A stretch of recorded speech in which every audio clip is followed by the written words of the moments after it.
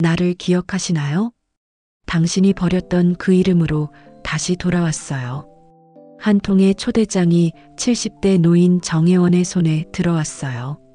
보낸 사람은 40년 전 그가 세상에서 지워버린 이름이었죠. 초대장에는 단 한 줄의 문장만 적혀 있었어요. 가을 저녁, 우리가 처음 만난 그곳에서 기다릴게요. 정혜원은 은퇴 후 시골 마을에서 혼자 살고 있었어요. 오래된 한옥 한 채가 그의 전부였죠. 마당에는 가을 단풍잎들이 쌓여가고 있었어요. 아내는 10년 전 암으로 세상을 떠났고 아들은 캐나다로 이민을 간 뒤 연락이 끊긴 지 오래였어요. 외로움은 익숙했지만 쓸쓸함은 여전히 낯설었죠. 그런 어느 가을날 오후였어요. 혜원은 평소처럼 마을 우체국에서 돌아오는 길이었어요. 낡은 우체통을 열었을 때 그곳에 놓인 하얀 봉투 하나가 눈에 들어왔죠. 손으로 직접 쓴 듯한 세련된 필체였어요. 봉투를 집어든 순간 그의 손이 미세하게 떨리기 시작했어요. 보낸 사람란에 적힌 이름, 윤미라. 그는 그 자리에 멈춰 섰어요. 숨이 멎는 듯했죠. 심장이 불규칙하게 뛰기 시작했어요.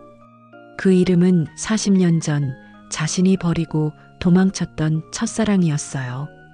1980년대 서울의 어느 다방에서 만났던 그 여인이었죠. 그녀는 분명 죽었다고 들었는데 혜원은 20년 전쯤 우연히 옛 친구를 통해 그녀의 사망 소식을 들었어요. 교통사고였다고 했죠.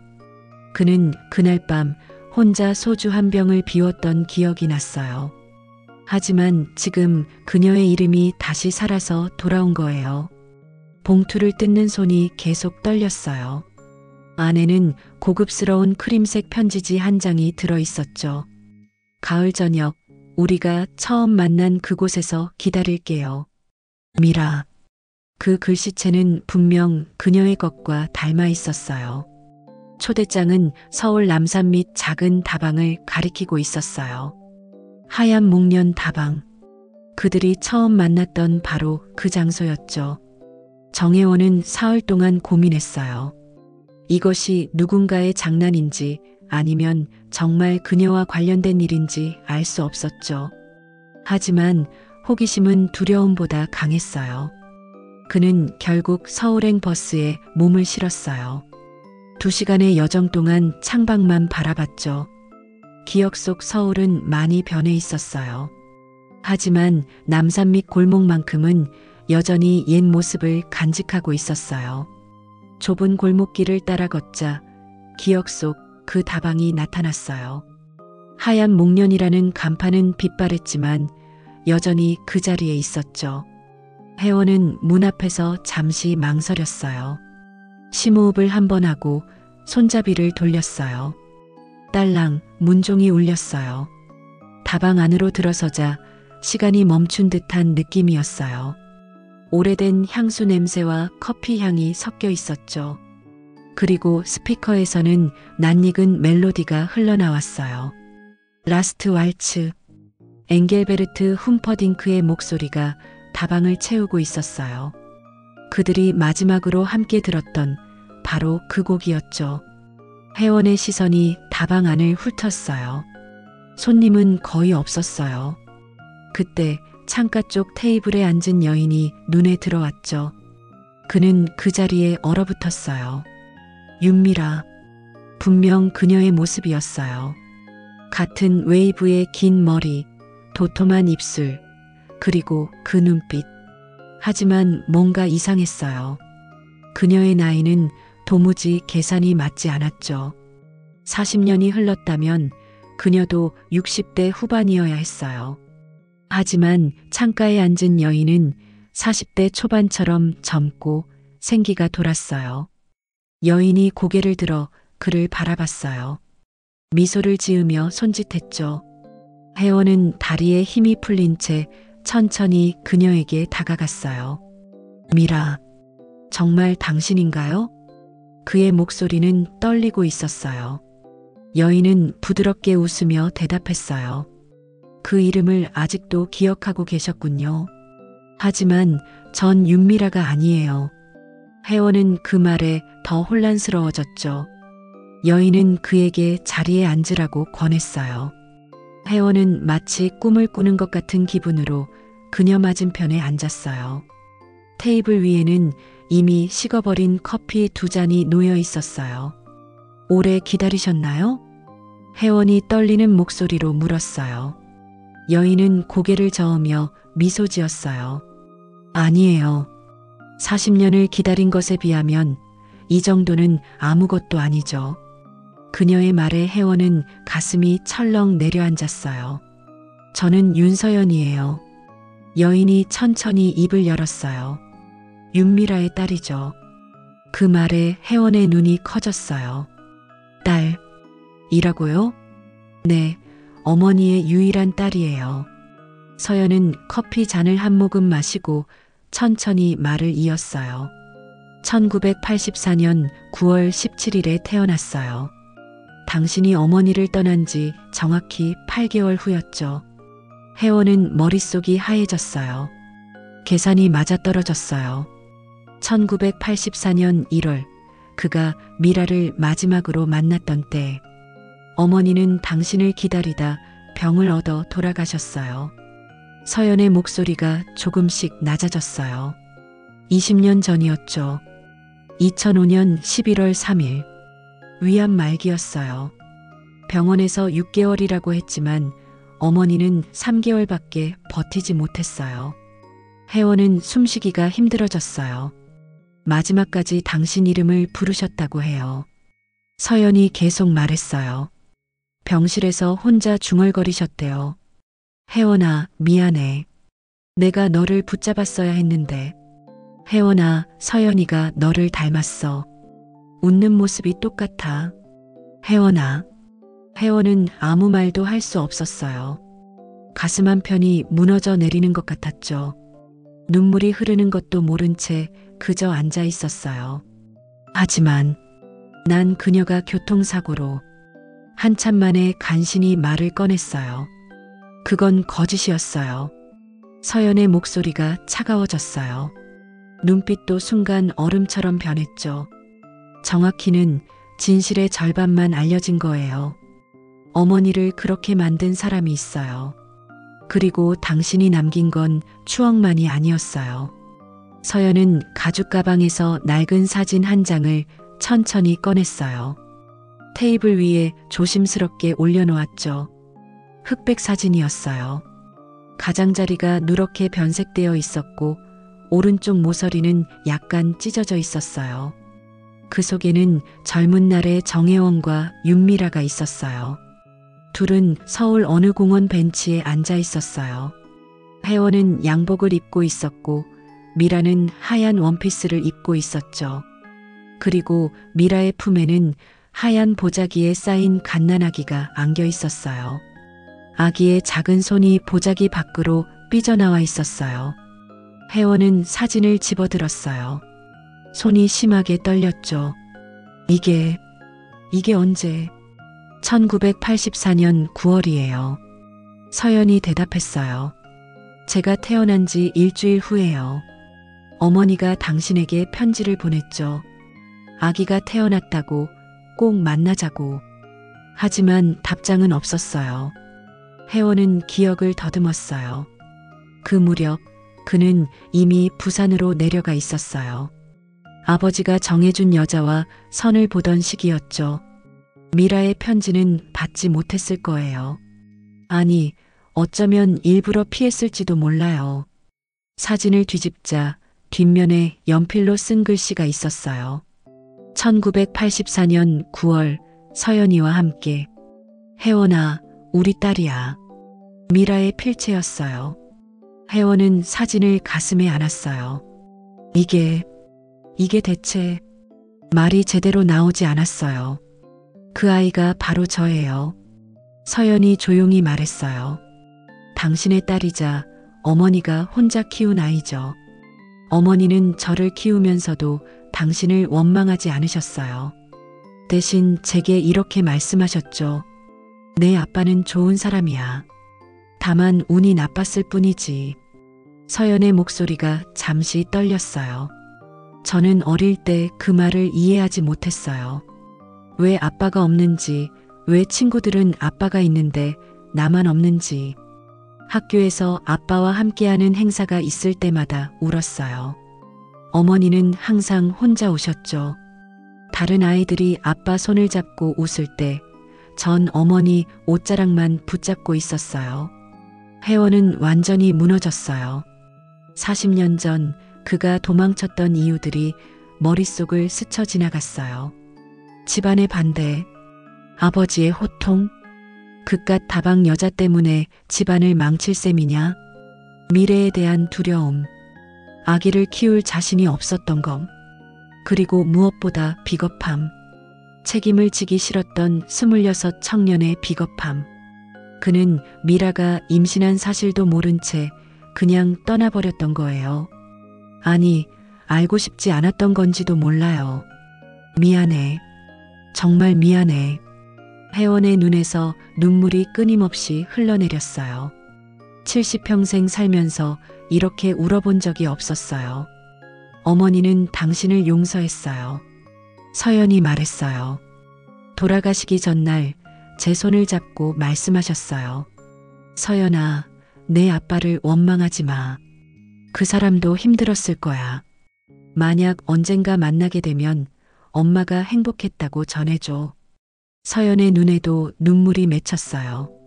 하지만 흘러내리지는 않았죠.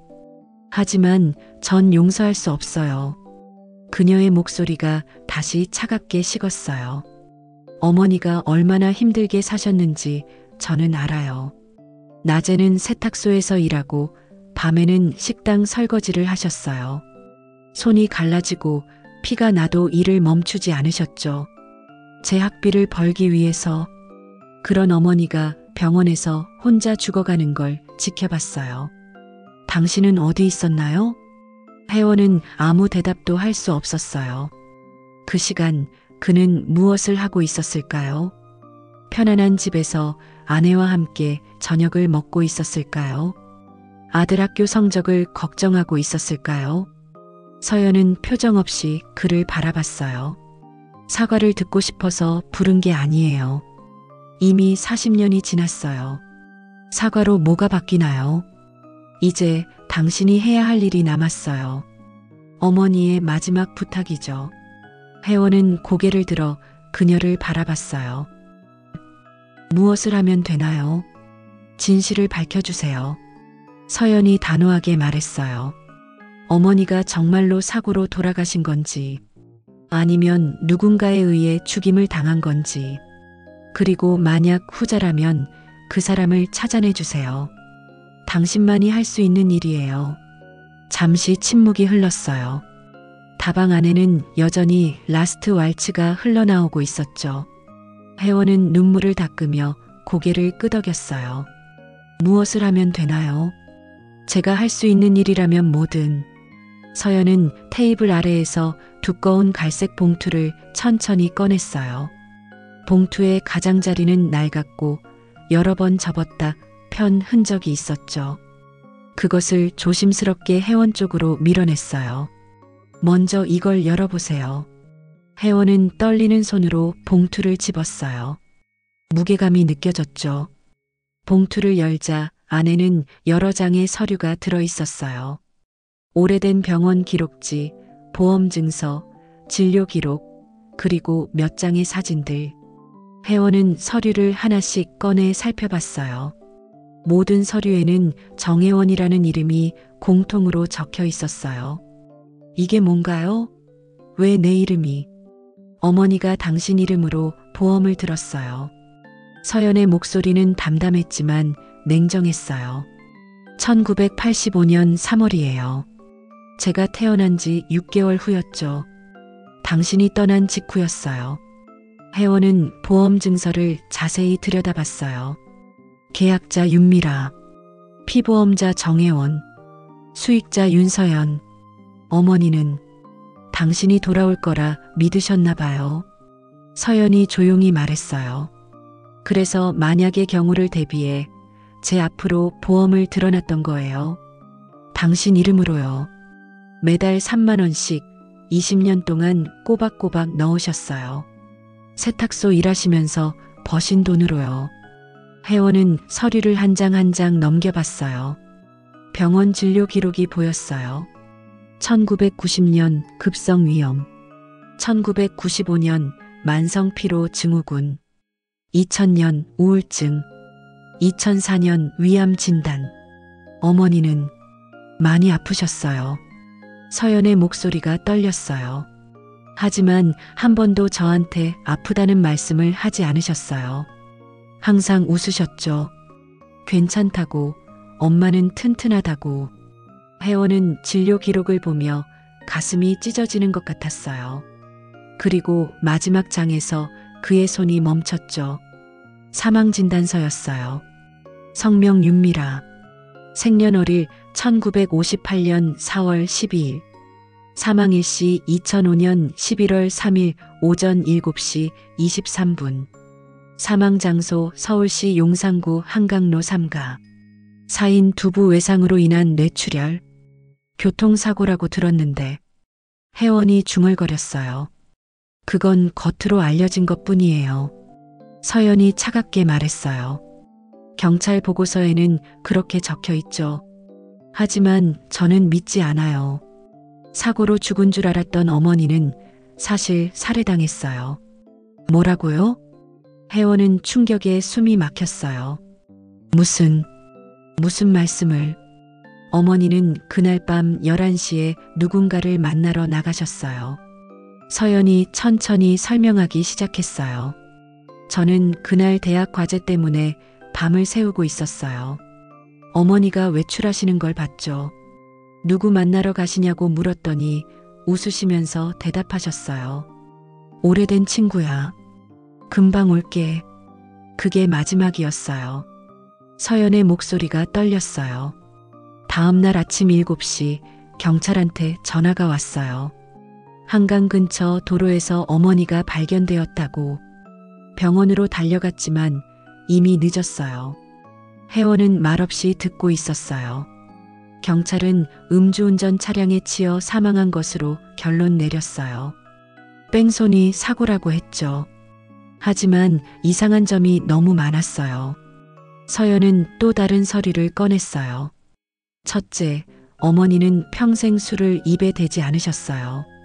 그런데 그날 밤 왜 한강가에 계셨을까요? 둘째, 어머니의 휴대폰이 발견되지 않았어요. 셋째, 사고 현장에서 발견된 어머니의 소지품은 지갑뿐이었어요. 가방도 외투도 아무것도 없었어요. 회원은 점점 더 긴장하기 시작했어요. 그리고 가장 결정적인 건 서연은 CCTV 캡처 사진 한 장을 꺼냈어요. 흑백 사진이었지만 인물의 윤곽은 선명했어요. 사고 2시간 전 어머니는 이 사람과 함께 계셨어요. 사진 속에는 두 사람이 걸어가는 모습이 보였어요. 한 명은 분명 윤미라였고 다른 한 명은 키가 큰 남자였죠. 이 사람 누군지 아세요? 서연이 물었어요. 회원은 사진을 자세히 들여다봤어요. 옆모습이었지만 뭔가 낯익은 느낌이었어요.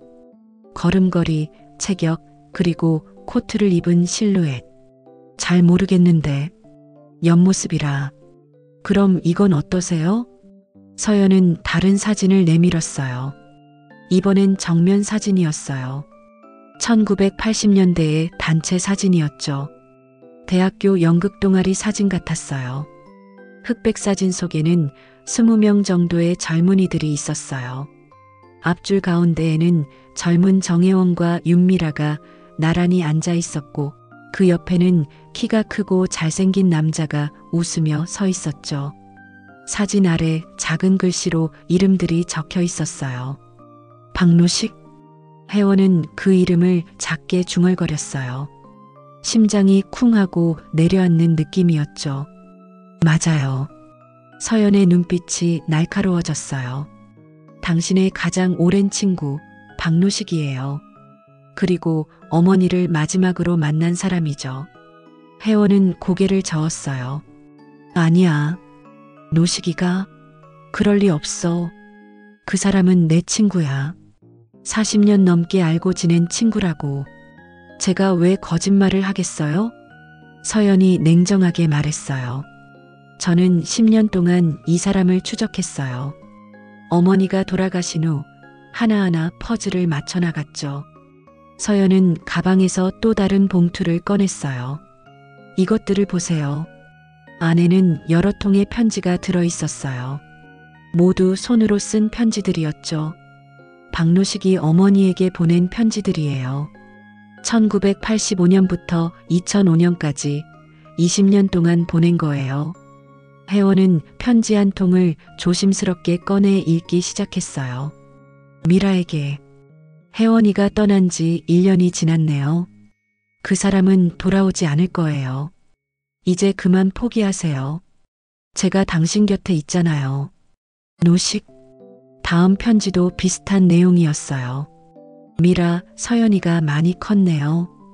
이제 학교도 다니고. 아이 아빠 없이 힘들죠? 제가 도와줄 수 있어요. 저를 받아들여 주세요. 노식. 편지는 계속되었어요. 해를 거듭할수록 박노식의 편지는 점점 더 집착적으로 변해갔어요. 미라, 왜 제 전화를 피하나요? 제가 뭘 잘못했나요? 혜원은 이미 결혼했어요. 다른 여자와 행복하게 살고 있다고요. 당신은 아직도 그를 기다리나요? 그리고 2000년대의 편지들은 더욱 어두워졌어요. 미라, 마지막으로 묻겠어요. 저와 함께할 생각이 있나요? 없나요? 당신이 거절하면 저도 어쩔 수 없어요. 모두가 힘들어질 거예요. 마지막 편지는 2005년 10월에 쓰인 것이었어요. 미라가 사망하기 한 달 전이었죠. 미라, 11월 3일 밤 11시에 만나요. 한강 근처 우리가 처음 만났던 그 장소에서. 꼭 나와주세요. 마지막으로 할 말이 있어요. 만약 안 나오면 후회하게 될 거예요. 노식. 혜원의 손이 떨렸어요. 편지지가 바들바들 떨리고 있었죠. 이게 진짜인가요? 어머니의 유품 상자에서 찾았어요. 서연이 대답했어요. 어머니는 이 편지들을 모두 보관하고 계셨어요. 왜 경찰에 신고하지 않으셨는지 모르겠어요. 어쩌면 증거로 남기려고 하셨던 건지도 몰라요. 혜원은 편지들을 다시 봉투에 넣었어요. 손이 너무 떨려서 제대로 넣기조차 힘들었죠. 그리고 결정적인 증거가 하나 더 있어요. 서연은 작은 USB 메모리를 꺼냈어요. 이 안에 그날 밤에 CCTV 영상이 들어있어요. 경찰이 공개하지 않은 영상이죠. 어떻게 구했냐고요? 서연이 쓴웃음을 지었어요. 10년 동안 돈을 모았어요. 사설 탐정을 고용했고 그 사람이 찾아냈죠. 그 영상을 보면 알 수 있어요. 어머니가 정말로 사고로 돌아가신 건지 아니면. 서연은 말을 멈췄어요.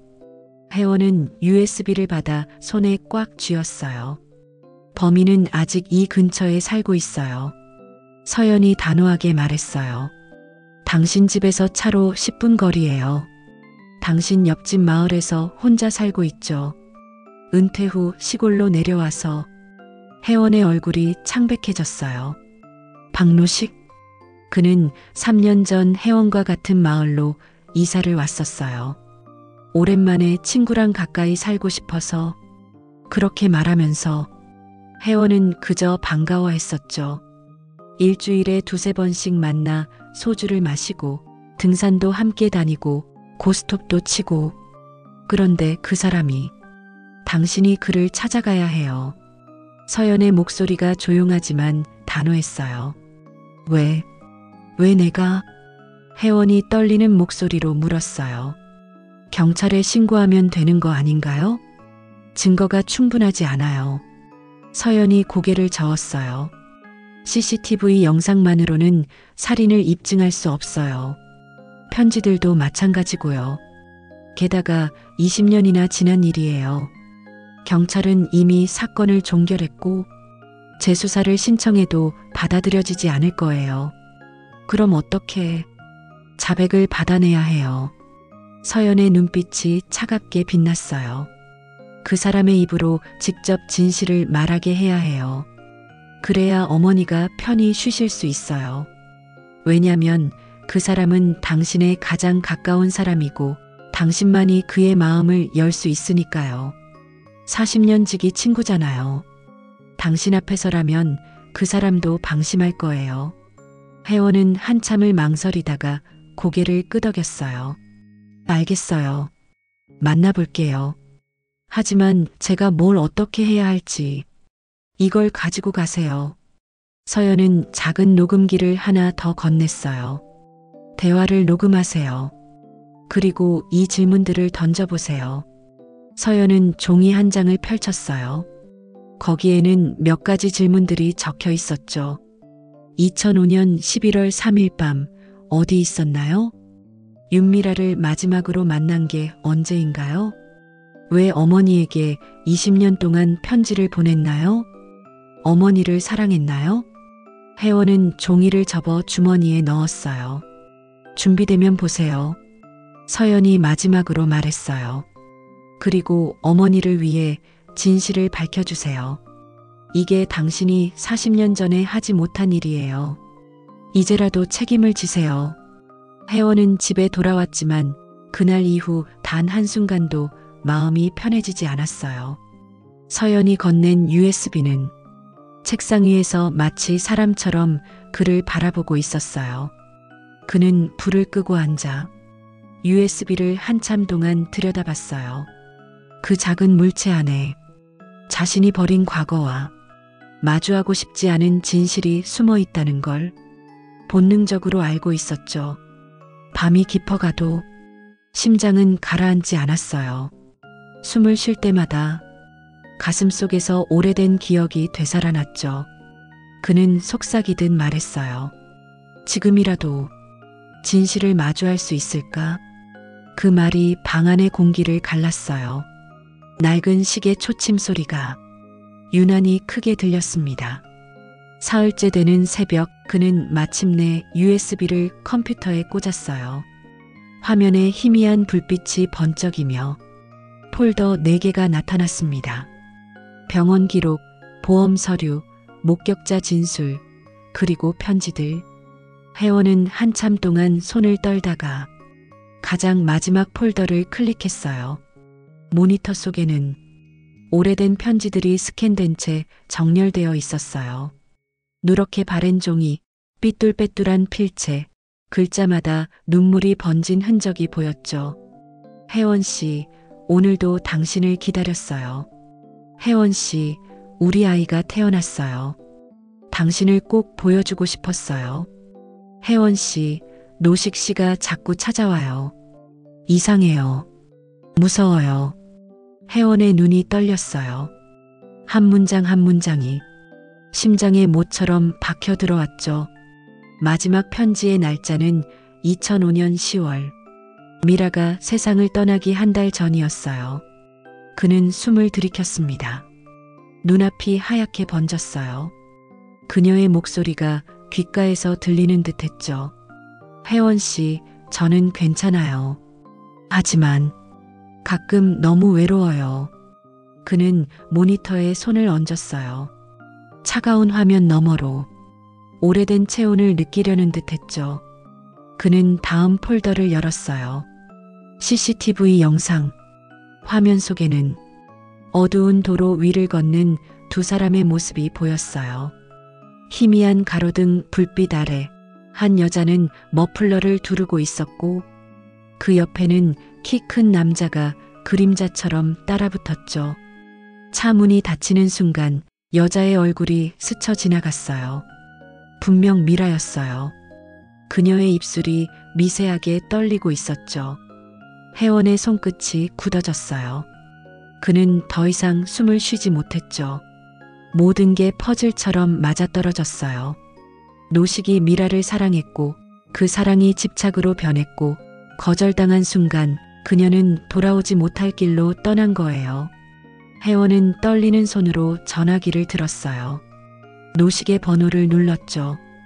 여보세요? 노식아. 나야, 혜원. 오랜만이네. 무슨 일이야? 오늘 밤 우리 집으로 와. 할 말이 있어. 짧고 단단한 말이었어요. 그 말 속에는 분노와 후회, 그리고 묘한 결심이 섞여 있었죠. 그날 밤 노식이 도착했습니다. 현관문이 열리자 찬바람이 따라 들어왔어요. 두 사람은 말없이 마루에 마주 앉았어요. 혜원은 소주 한 병을 꺼내 잔을 가득 채웠습니다. 오랜만에 한잔하자. 무슨 일 있어? 표정이 왜 그래? 혜원은 잔을 비우고 천천히 입을 열었어요. 노식아, 너 윤미라 기억하지? 노식의 얼굴이 굳었습니다. 눈빛이 흔들렸어요. 그 얘길 왜 지금 해? 노식이 너였지? 그날 그녀를 죽게 만든 게. 짧은 정적이 방 안을 삼켰습니다. 초침이 멈춘 듯 고요했죠. 노식은 한참을 말없이 있다가 천천히 입가를 비틀며 웃었어요. 어떻게 알았어? 모든 걸 봤어. 혜원이 USB를 테이블 위에 올려놨죠. 노식은 그것을 잠시 바라보다가 한숨을 내쉬었어요. 그래, 내가 했어. 그의 목소리는 묘하게 담담했어요. 오히려 해방된 사람처럼 느껴졌죠. 그녀가 널 버린 게 아니야. 내가 널 버리게 만든 거야. 혜원의 눈빛이 흔들렸어요. 왜 그런 짓을 했어? 왜냐고? 그녀도 나를 사랑했거든. 노식의 눈이 번뜩였어요. 아니, 적어도 사랑하게 만들고 싶었지. 넌 겁쟁이처럼 도망쳤잖아. 난 남았어. 그녀 곁에. 그녀가 웃을 때마다 내 안에 뭔가가 부서지는 기분이었어. 하지만 그녀는 끝까지 너만 기다렸지. 그게 날 미치게 만들더라. 그래서 죽였어? 아니야. 사고였어. 그날 밤 마지막으로 고백했어. 하지만 거절당했지. 차 안에서 말다툼을 했고 순간적으로 핸들을 잘못 잡았어. 차가 중앙선을 넘었고 그녀는 그대로. 노식의 목소리가 떨렸어요. 그의 두 손이 소주잔을 꽉 쥐고 있었죠. 혜원은 고개를 숙였어요. 무겁게 떨리는 눈빛이 불빛 아래에서 젖어 있었죠. 노식아, 그녀는 너를 용서하지 않았을 거야. 노식은 눈을 감았어요. 그의 손에는 한 장의 편지가 구겨진 채 쥐어져 있었어요. 노식 씨, 그만하세요. 저는 당신을 사랑한 적이 없어요. 그 문장을 본 순간 노식의 눈가가 무너졌어요. 그는 조용히 울었죠. 처음이자 마지막으로. 그 밤 두 사람의 그림자가 길게 늘어졌습니다. 서로 말없이 술을 따르고 불빛 하나 없는 방에서 두 개의 한숨만 오갔죠. 창밖에서는 낙엽이 쌓이고 저 멀리서 개 짖는 소리가 들렸어요. 그리고 모든 소리가 사라졌습니다. 며칠 후 경찰은 폐허가 된 하얀 목련 다방을 수색했어요. 전날 밤 그곳은 화재로 전소되었죠. 타버린 테이블 위엔 찢어진 초대장 조각이 흩어져 있었어요. 그리고 그 옆에는 불길에도 남은 한 장의 편지가 있었죠. 당신은 내게 용서를 가르쳐줬지만 나는 끝내 사랑을 배우지 못했네요. 그 문장은 검게 그을린 종이의 모서리에 희미하게 남아 있었어요. 감식 결과 2명의 유전자가 검출되었지만 신원은 끝내 확인되지 않았어요. 누가 불을 질렀는지, 누가 마지막으로 그곳에 있었는지 아무도 알 수 없었죠. 며칠 뒤 서연은 어머니의 영정을 다시 장례식장에 모셨어요. 그 옆에는 이름이 없는 2개의 위패가 나란히 놓여 있었죠. 그녀는 두 손을 모았어요. 그리고 아주 조용히 말했어요. 엄마, 이제 됐어요. 그날 서연은 처음으로 울지 않았어요. 대신 미소를 지었죠. 그 이후 하얀 목련 다방이 있던 자리는 작은 공원으로 바뀌었어요. 사람들은 그곳을 황혼의 정원이라 불렀어요. 가을이 오면 누군가 그곳에 하얀 목련을 한 그루씩 심었어요. 누가 심는지는 아무도 몰랐지만 매년 같은 자리에 새싹이 피어났죠. 바람이 불면 어디선가 희미한 노래가 들렸어요. 라스트 왈츠. 그 선율은 마치 누군가의 후회와 그리움이 공기 속에 머무는 듯 했어요. 사람들은 그 노래를 들으면 괜히 가슴이 저려왔다고 했죠. 그날 이후 아무도 그 초대장을 보낸 사람이 누구인지 알지 못했어요. 윤서연이었을까? 윤미라의 영혼이었을까? 아니면 누군가의 뒤늦은 속죄였을까? 단 하나만은 분명했어요. 한 사람의 황혼이 끝났고 또 다른 황혼이 시작되었다는 것. 그리고 그 황혼은 누군가의 이름을 남기지 않은 채 조용히 저물어 갔습니다. 황혼의 초대장이었습니다. 좋아요와 구독 그리고 알림 설정으로 다음 황혼의 비밀 이야기를 함께 풀어가요.